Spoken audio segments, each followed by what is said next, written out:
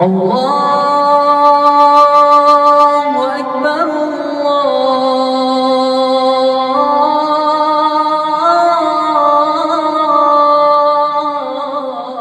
یہ ہے کہ جو عربی کا صرف ترجمہ کر لے وہ مفسر قرآن ہے، اور یہ تو چھوڑو، حدیث کو تو اور اس سے آسان سمجھ لیا، پنچر بناتے بناتے اہل حدیث بن جاتا ہے۔ پنچر بنا رہا ہے کنارے، پوچھا گیا کون سی جماعت سے تعلق رکھتے؟ اہل حدیث ہوں میں۔ ذرا اہل حدیث کی تعریف میں تو بتاؤ۔ ہم جماعت اہل حدیث سے وابستہ ہیں، اور معاف کیجئے گا جماعت اہل حدیث فرقہ نہیں ہے، جماعت اہل حدیث امت کا نام ہے، جماعت کا نام ہے۔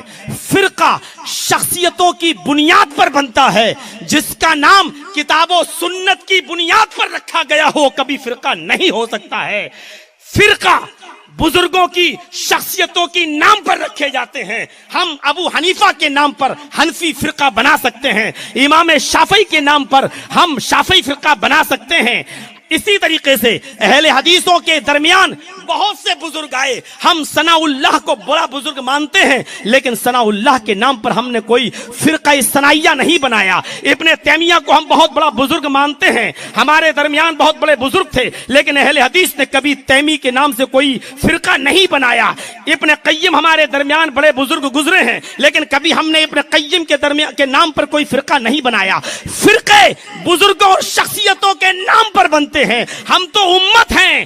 قرآن کو بھی حدیث کہا گیا، نبی کے فرمان کو بھی حدیث کہا گیا، اللہ نے قرآن کو حدیث کہا ہے۔ فَبِأَيِّ حَدِيثٍ بَعْدَهُ يُؤْمِنُونَ۔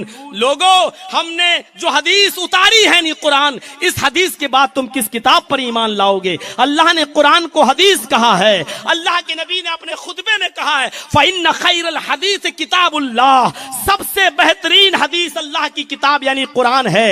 قرآن بھی حدیث ہے، نبی کا فرمان بھی حدیث ہے۔ اہل حدیث کا مطلب قرآن اور حدیث کو ماننے والا، قرآن و حدیث کو ماننے والا امت ہوتا ہے، فرقہ نہیں ہوتا ہے۔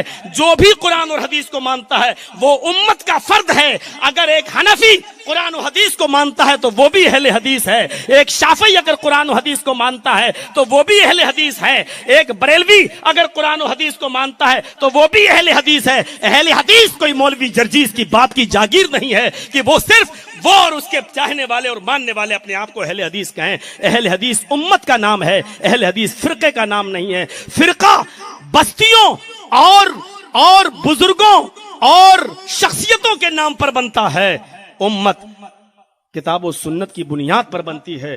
اہل حدیث کو کبھی فرقہ کہنے کی کوشش نہ کیجئے میرے بھائیوں، بلکہ اہل حدیث بننے کی کوشش کیجئے، یعنی شخصیت پرستی سے نکل کر اور ذات برادری سے نکل کر، شہریت سے نکل کر، ضلع سے نکل کر ہمیں اور آپ کو یہ چاہیے کہ کتاب و سنت کی طرف ہم اپنے آپ کو منسوب کریں، کیونکہ انسان ہونے کے اعتبار سے سب سے خطائیں ہوئی ہیں۔ معصوم عن الخطا اگر کوئی تھے تو وہ صرف جناب محمد رسول اللہ صلی اللہ علیہ وسلم تھے۔